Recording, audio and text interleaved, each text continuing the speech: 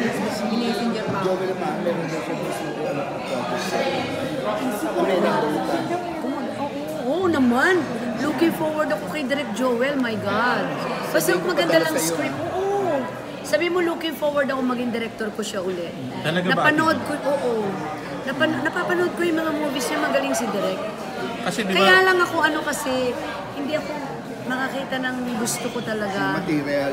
I mean, kung bibigyan mo ng oras with my schedule, yung gusto mo na, di ba? Eh si Direk Joel, di ba siya ang director ng yung Sunset? Rainbow Sunset. Ang tagal na ng everything about her kasi dapat masundan na talaga, di ba? 16 pa yun 2016. Kaya nga 3 years ago na, biruin mo. oo, iba ng girlfriend ni Louis. At that time, iba. Hindi mo. Basta masaya siya, bahala.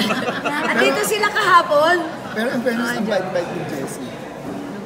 Mabait yung bata. In fairness, I don't know, maybe she's young. Pero, I don't know, maybe because Lucky is more mature. Baka dun sila nagkakasundo. You get me?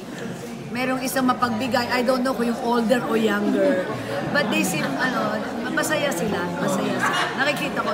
Even anak ko, nakikita ko masaya. Kulang na lang talaga kasal eh. No, sabi ko wag natin i-pressure. Pero mautak naman si Lucky eh. Sabi ko, son. Sabi niya, ma'am, don't worry. Hindi siya magpapadala sa pressure. Sabi ko, when you feel it, you know it's the right time. Pero kung ipina-pressure ka because nababalita gusto ko ng apo, and no, anak. No. It's his decision. 37, magta-38 na ha. Birthday niya sa April 21. Magti-38 na siya. Magta-38. Kailangan mo talaga magka-apo. Ay, ako na. I-pressure mo na naman. Unahin na lang